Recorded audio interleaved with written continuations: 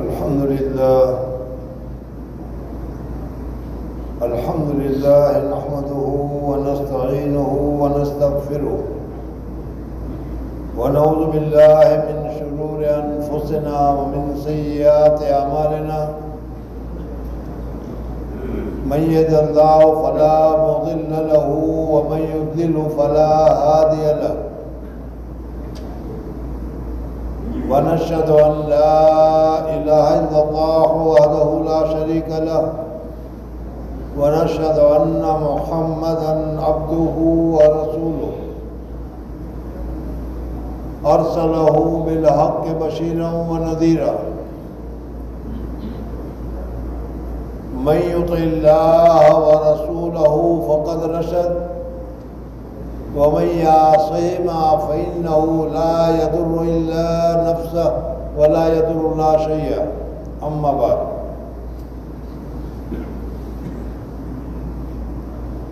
فقد قال الله تعالى في القرآن المجيد والفرقان الحميد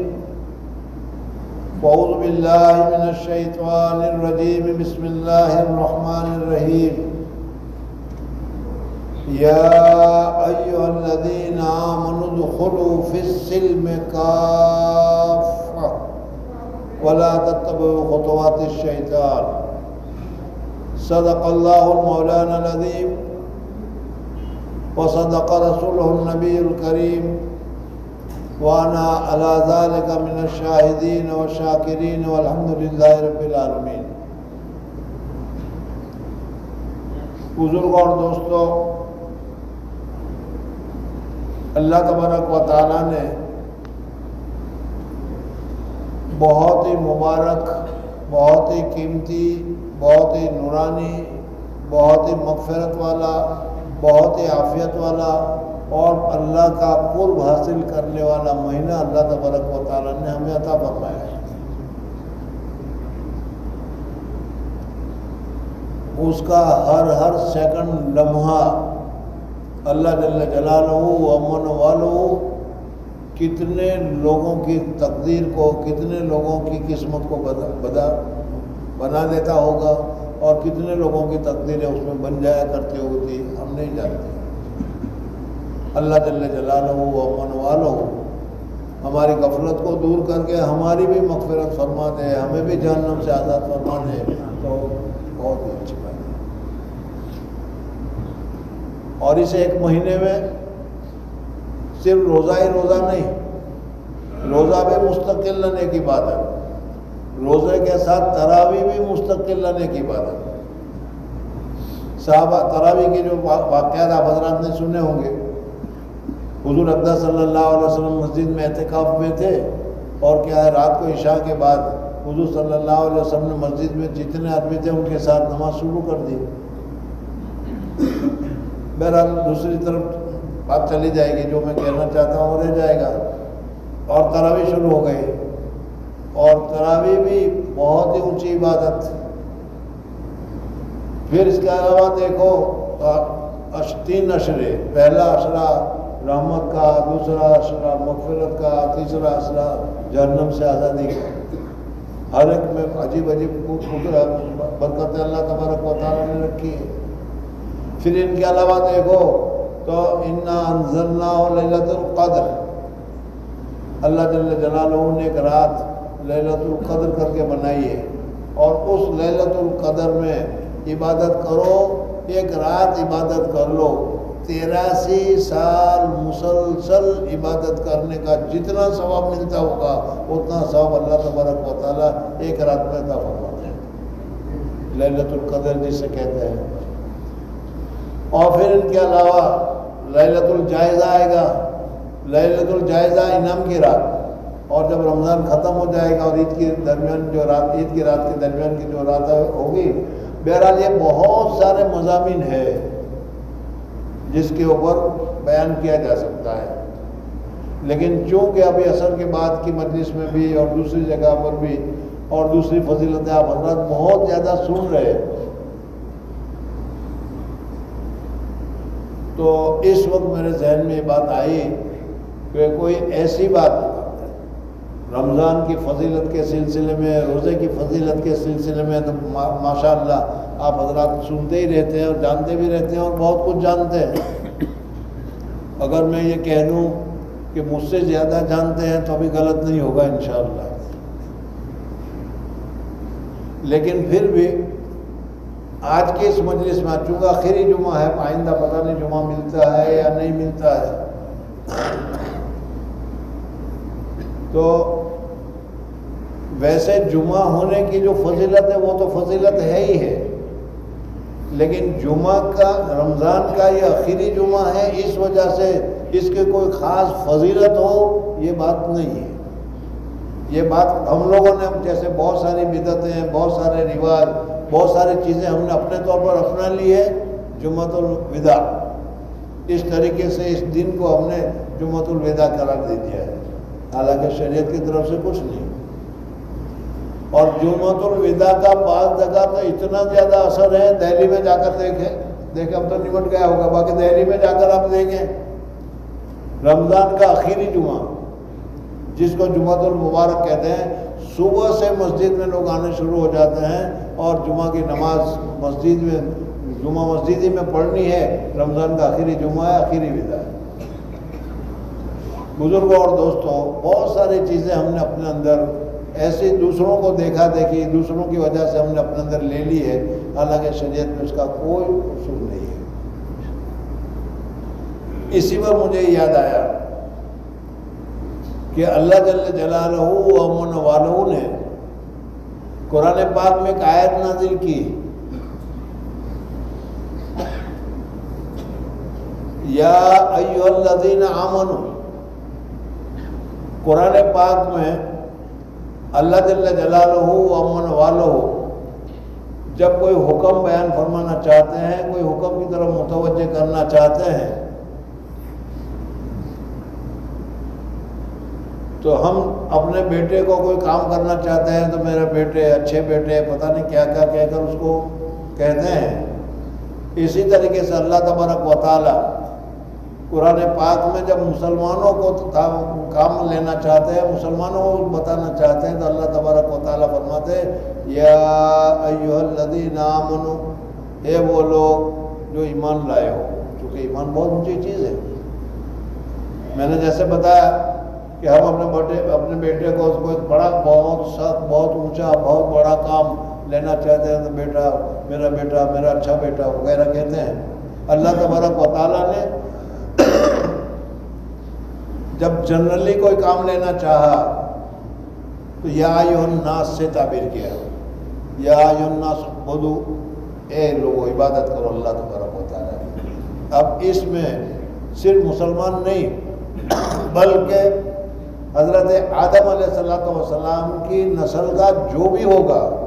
سفید ہو، کالا ہو، کیا ہے، کوئی سا بھی ہو، دنیا کے کسی علاقے میں رہتا ہو، جنگلی علاقے میں رہتا ہو یا تہذیبی علاقے میں رہتا ہو، سب اس میں شامل ہو گئے، یا ایھا الناس۔ لیکن جب اللہ تبارک و تعالیٰ ایمان والوں سے کوئی کام لینا چاہتا ہے تو پھر اس وقت میں اللہ تبارک و تعالیٰ خطاب بھی آگے سے فرماتے ہیں یا ایھا الذین آمنوا، اے ایمان والوں۔ اس آیت میں اللہ جل جلالہ و امن والوں نے ہمیں خطاب دیا اور ہمیں بتایا ہے، تو معلوم ہوا کہ اللہ جل جلالہ و امن والوں مسلمانوں کو، ایمان والوں کو خاص طور پر کسی بات کی طرف متوجہ کرنا چاہتے ہیں۔ بہت ساری آیتیں ہیں جس میں یا ایھا الذین آمنوا ذکر کیا گیا ہے، یا ایھا الذین آمنوا کتب علیکم الصیام کما کتب علی الذین من قبلکم، یہاں پر بھی اسی طریقے سے ہے۔ تو یہاں پر کہا گیا یا ایھا الذین آمنوا ادخلوا فی السلم کافہ، داخل ہو جاؤ اسلام میں پورے کے پورے، اسلام میں پورے کے پورے داخل ہو جاؤ، ولا تتبعوا خطوات الشیطان، شیطان کے نقش قدم پر مت چلو۔ بزرگوں اور دوستوں، اللہ جل جلالہ و امن والوں نے ہمیں جو دین عطا فرمایا ہے وہ دین کامل ہے، مکمل ہے۔ دنیا کے بہت سارے دینوں کو آپ تلاش کرو، بہت سارے دینوں کو تم دیکھو، تو بعض دین تو ایسے ہی ہوں گے جس میں رسم و رواج ہی ہوگا، بعض تو ایسے ہوں گے جس میں کیا ہے ناچ گان ہوگا، بکا یا تصدیہ ہوگا، خالی بتانا اور کیا ہے گانے، اس قسم کی چیزیں۔ لیکن اسلام ایک ایسا مذہب ہے کہ جس میں عقائد، عبادات، معاملات، مزاجر اور دنیا میں زندگی گزارنے کی جو صورتحال پیش آتی ہے، سب کے لیے اسلام نے اس کے اندر میں کچھ اصول اور قوانین مقرر کر رکھے ہیں۔ تو گویا کہ مکمل دین ہے۔ ان الدین عند اللہ الاسلام، اللہ تبارک و تعالیٰ نے فرمایا۔ ایک جگہ پر فرمایا الیوم اکملت لکم دینکم واتممت لکم نعمتی ورضیت لکم الاسلام دینا۔ تو یہ ساری آیتیں جو ہے جو اللہ تبارک و تعالیٰ نے اسلام اور مسلمانوں کے لیے بتائی ہے۔ تو اسلام مسلمان کا جو مذہب ہے، ہر چیز میں دیکھو اللہ تبارک و تعالیٰ کا کرم ہے، ہم تو نالائق ہیں، لیکن اللہ تبارک و تعالیٰ نے رسول جو ہمیں عطا کیا، وہ رسول بھی تمام رسولوں کا سردار۔ اللہ تبارک و تعالیٰ نے کتاب عطا کی، وہ بھی جتنی کتابیں نازل کی سب کتابوں کی سردار، اور اس کتاب کی حفاظت کی ذمہ داری بھی خود اللہ تبارک و تعالیٰ نے لی۔ قرآن پاک احکامات جو نازل کیے گئے وہ بھی سارے اب تک جتنے احکام دنیا میں نازل کیے گئے ہیں سب کا خلاصہ اللہ تبارک و تعالیٰ نے قرآن پاک میں نازل کیا۔ تو بزرگوں اور دوستوں، جس آدمی کے پاس ایسا کامل اور مکمل دین ہو، جس آدمی کے پاس ایسا کامل اور مکمل قانون ہو، جس آدمی کے پاس ایسا کامل اور مکمل کیا ہے اصول ہو، ایسے آدمی کو کسی دوسرے کی طرف توجہ کرنے کی، کسی آدمی کو کسی دوسرے قانون کی طرف توجہ کرنے کی، ایسے آدمی کو کسی دوسرے اصول کی طرف توجہ کرنے کی ضرورت کیا ہے؟ آج یہی حالت ہماری ہے کہ اللہ جل جلالہ و امن والوں نے مکمل طریقے پر پوری تفصیل بتا دی، اور اللہ جل جلالہ و امن والوں نے ایسے ایسے اکابر، ایسے ایسے بزرگان دین اور ایسے علماء کرام پیدا کیے کہ چھوٹی سی چھوٹی چیز کا بھی حکم انہوں نے قرآن پاک کا، حدیث سے لے کر، قرآن پاک سے لے کر سب ہمارے سامنے فقہ میں موجود کر دیا ہے۔ لیکن اس کے باوجود ہم لوگ جو ہے ہماری اس کتاب سے، ہماری اس فقہ سے، ہمارے اس قرآن سے مطمئن نہیں ہے، بلکہ ہماری نظریں کسی دوسری جگہ پر پڑتی چلی جاتی ہیں، اور دوسری جگہ پر نظر پڑنے کے ساتھ ساتھ اگر ہم اپنے آپ کو یہ سمجھتے رہیں کہ چلو بھائی ہمارے پاس نہیں ہے اس لیے ہمیں دوسری جگہ دیکھنا پڑتا ہے، یہ بات بھی نہیں ہے۔ دوسری کی نقل اتارنے کے لیے تیار ہیں، اور ساتھ میں یہ بھی ہے کہ سب سے بہتری شکل، بہتری چیز ہمارے پاس ہے، اور ہم ہی ہیں اور ہمارے پاس ہی ہے۔ بزرگوں اور دوستوں، حضور اقدس صلی اللہ علیہ وسلم کے زمانے میں صحابہ کرام رضوان اللہ تعالیٰ علیہ مجمعین ایک تہذیب سے دوسری تہذیب کی طرف آئے تھے، ایک تمدن سے دوسرے تمدن کی طرف آئے تھے، ایک حالت سے دوسری حالت کی طرف آئے تھے۔ حضور اقدس صلی اللہ علیہ وسلم جب تشریف لائے، اس وقت ان کی حالت یہ تھی کہ نہ کھانے کا ٹھکانہ، نہ پینے کا ٹھکانہ، نہ ان میں کوئی تہذیب تھی، نہ اس میں کوئی تمدن تھا۔ جس کی لاٹھی اس کی بھینس۔ لیکن حضور اقدس صلی اللہ علیہ وسلم نے جو دین دیا، جو طریقہ دیا، جو اخلاق دے، اس پر عمل کرنے کے بعد ہر ایک آدمی جس کی کوئی حیثیت نہیں تھی،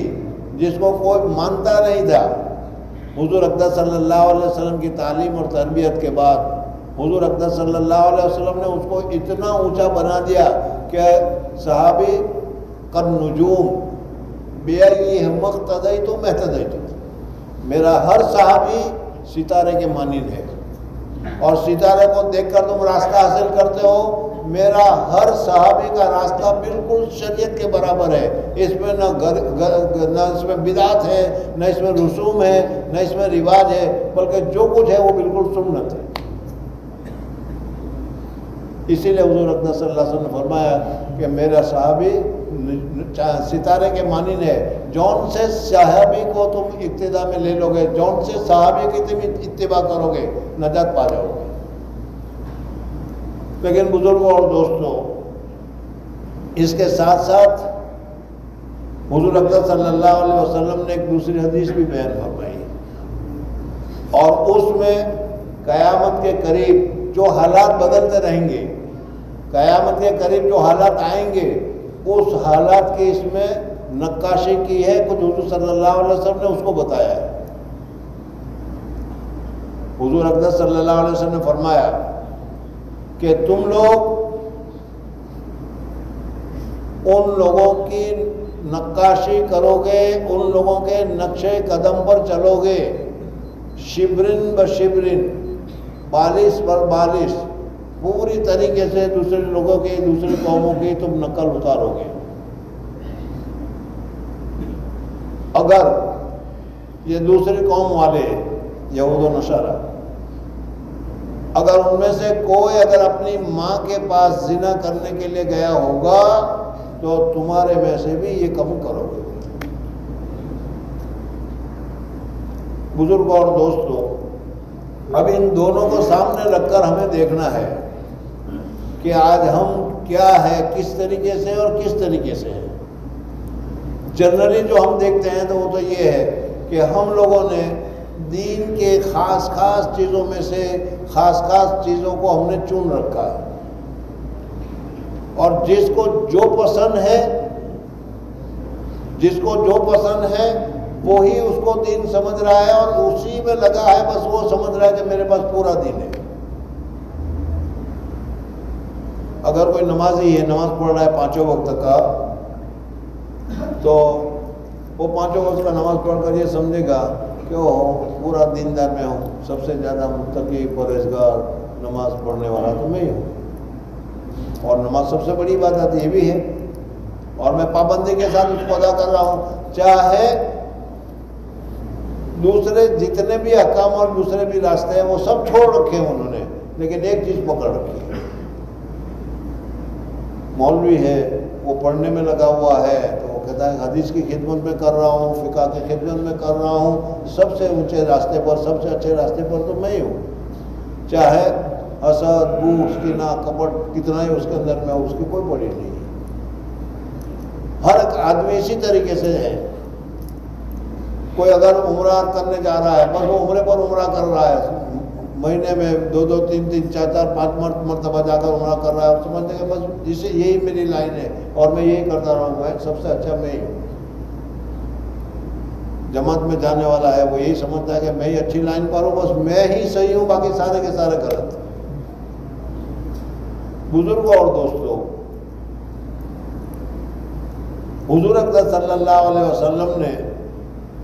کسی ایک چیز کو دین نہیں بتایا، بلکہ پورے کے پورے دین کی جتنی صورتیں ہیں، جتنی شکلیں ہیں، جتنے معاملات ہیں، سب کو دین میں شامل کیا ہے۔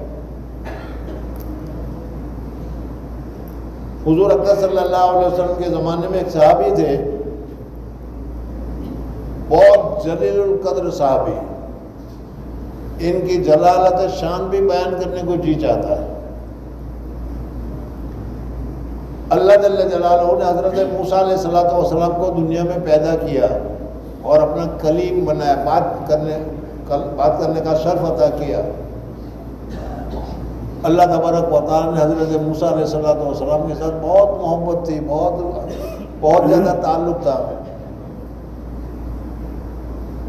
حضرت موسیٰ علیہ السلام سے اللہ تبارک و تعالیٰ نے بعد کے واقعات بھی بہت سارے ذکر کیے۔ توریت جو ہے اس کا ایک اردو ترجمہ کہیں تھا، میں دیکھ رہا تھا کسی جگہ پر، تو اس میں دیکھتے دیکھتے میں پڑھ رہا ہوں، اس میں آیا خدا بندہ کہتا ہے کہ اے موسیٰ میں ایک امت کو بناؤں گا اور وہ امت پرندوں کی طرح اڑتے ہوئے مکہ کے طرف جائے گی، وہ نہیں سمجھ میں آیا کچھ، جانے تو نہیں سمجھ میں آتا تو کیا کریں۔ حضرت موسیٰ علیہ السلام کو تمام بہت ساری چیزیں حضور اقدس صلی اللہ علیہ وسلم اور حضور اقدس صلی اللہ علیہ وسلم کی شریعت کی اللہ تبارک و تعالیٰ نے بتا رکھی تھی، اور یہی ہے کہ ہوائی جہاز تو اس وقت تھے ہی نہیں، ایروپلین تو تھے ہی نہیں، لیکن ایک قوم کو میں بناؤں گا، وہ قوم پرندوں کی طرح اڑتی ہوئی کیا ہے میرے گھر پر آئے گی۔ اس قسم کی بہت ساری چیزیں ہیں۔ تو اللہ تبارک و تعالیٰ نے حضرت موسیٰ علیہ السلام کو بہت ساری چیزیں بتائی تھی، اس میں یہاں تک بتایا تھا کہ آخری نبی جو آئے گا وہ آخری نبی کو لوگ مکہ سے نکالیں گے، اپنے شہر سے نکالیں گے، اور اس جگہ پر اس وقت مدینہ نام نہیں تھا، یثرب میں حضور اقدس صلی اللہ علیہ وسلم تشریف لائیں گے۔ بزرگوں اور دوستوں، حضرت موسیٰ علیہ السلام کا زمانہ کب ہے وہ دیکھ لو۔ اس وقت حضرت موسیٰ علیہ السلام نے جو کہا تو اس وجہ سے اس زمانے کے یہودیوں نے اس زمانے سے لے کر آج تک سب سے پہلے مدینہ منورہ میں اور مدینہ منورہ کے آس پاس انہوں نے کیا اپنی بستیاں بچانا شروع کر دی اور رہنا شروع کر دیا کہ جب وہ آخری نبی جب وہ آخری نبی دنیا میں آئے تو سب سے پہلے اس کے ماننے والے ہم ہو جائیں۔ حضرت ابو ایوب انصاری کے مکان میں جہاں حضور صلی اللہ علیہ وسلم نے تشریف رکھی تھی، وہ تاریخ میں تو یہاں تک آتا ہے کہ وہ مکان بھی اسی زمانے سے بنایا گیا تھا۔ تو یہ حضرت عبداللہ رضی اللہ تعالیٰ عنہ، ان کے حالات جو یہودی ہیں ان کے حالات میں بیان کر رہا تھا، اس میں یہ ہے کہ یہ زبردست بڑے عالم تھے، اور یہ بھی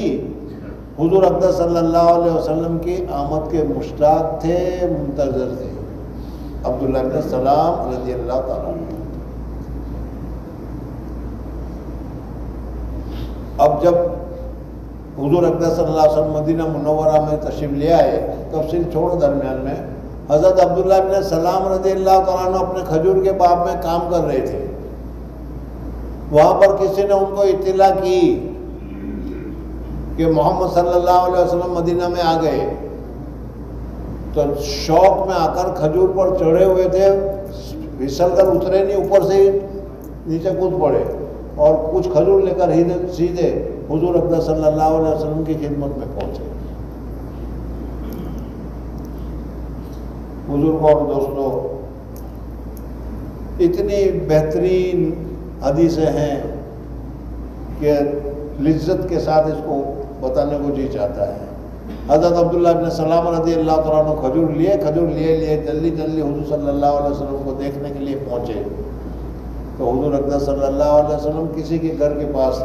بیٹھے ہوئے ہیں اور لوگوں کو نصیحت کر رہے ہیں، اور نصیحت میں بھی کیا نصیحت کر رہے ہیں؟ افشوا السلام، سلام کو پھیلاؤ خوب، السلام علیکم السلام علیکم السلام علیکم خوب کہو، وَأَطْعِمُوا الطَّعَامَ اور کھانا کھلاؤ، صِلُوا الْأَرْحَامَ رشتہ داروں کو ملاؤ، رشتہ داروں کو توڑو مت۔ کتنی بہترین پہلی نصیحت، پہلی بات، پہلی چیز جو ایک یہودی نے حضور اقدس صلی اللہ علیہ وسلم کی زبان مبارک سے سنی تو یہ سنی۔ حضرت عبداللہ بن سلام رضی اللہ تعالیٰ عنہ فرماتے ہیں، حضرت عبداللہ بن سلام رضی اللہ تعالیٰ عنہ فرماتے ہیں کہ حضور اقدس صلی اللہ علیہ وسلم کے چہرے انور کو دیکھ کر میرے دل نے فیصلہ کر دیا کہ یہ چہرہ کسی جھوٹے کا نہیں ہو سکتا، یہ سچا رہے۔ لیکن ان کی کتاب میں نشانیاں تھی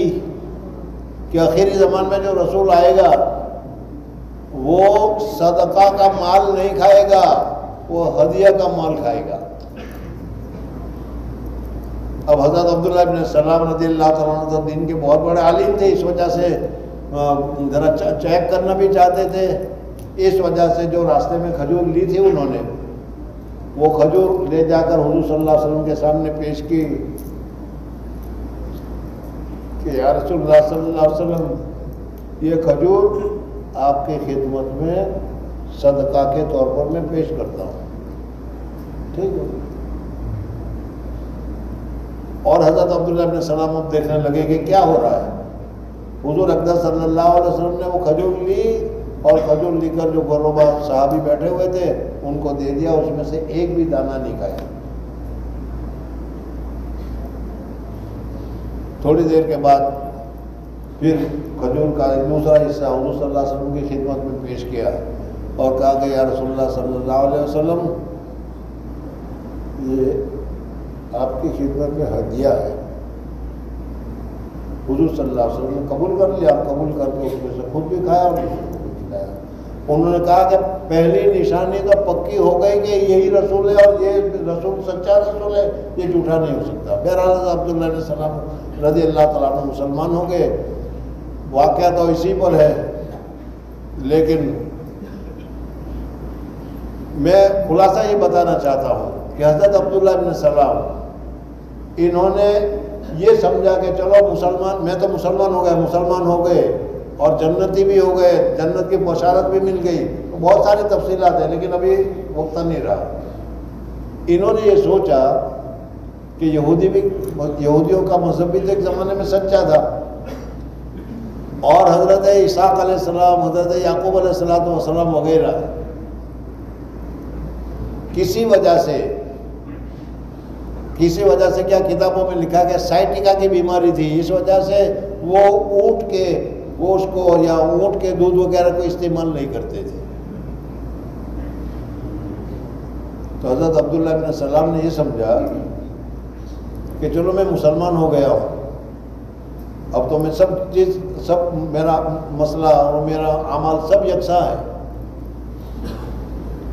لیکن یہ بھی تو اللہ کا دین تھا، بنو اسرائیل والا،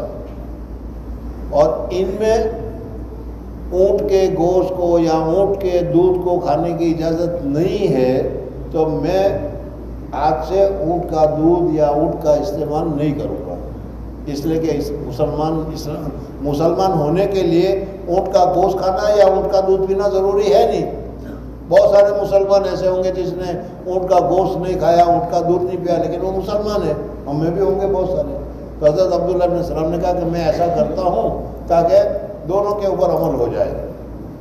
بزرگوں اور دوستوں، آج بھی اس لائن پر چلنے والے بہت سارے ملیں گے آپ کو، داڑھی نہیں رکھتے، کوئی حرج کی بات نہیں، کیا حرج ہوا، داڑھی رکھنا فرض تھوڑا ہے، ضروری تھوڑا ہے۔ مصر میں ایک آدمی ملا تھا، میں نے اس کو کہا کہ بھائی داڑھی رکھنی چاہیے، تو کہا کہ الاسلام ہنا اسلام یہاں ہے، یہاں نہیں ہے۔ اور بھی بہت سارے لوگ ملتے ہیں، تو تہذیب اور تمدن میں دیکھو، فیشن میں دیکھو، تو ہم سب کے سب اس کی طرف چلے جا رہے ہیں۔ مسلمان بھی ہے ایک ہی ساتھ میں، اور پھر کیا ہے دوسروں کی طرف دوسری چیزوں کی بھی ہمارے اندر میں ہے۔ تو میں اصل آج اس پر یہ کہنا چاہتا تھا کہ دیکھو اللہ تبارک و تعالیٰ نے ہمیں کہا ہے کہ اسلام بہت پکا مذہب ہے، اس کے اصول، قوانین، ضوابط سب برابر ہے۔ اس کو دیکھتے ہوئے اب تم یہودیوں کے طریقے پر جاؤ، آج ہم اسی طریقے پر چل رہے ہیں، کھانے کا طریقہ ہے تو وہ، پہننے کا طریقہ ہے تو وہ، چلنے کا طریقہ ہے تو وہ، اور ہر جگہ پر جو دیکھتے ہیں تو ہم ان لوگوں کے نقش قدم پر چلتے جا رہے ہیں۔ اور بالکل حضور صلی اللہ علیہ وسلم نے فرمایا ہے کہ اگر کوئی اس میں اپنی ماں کے پاس بھی گیا ہوگا تو تم بھی ایک گناہ کا کام کرو گے۔ تو بزرگوں اور دوستوں،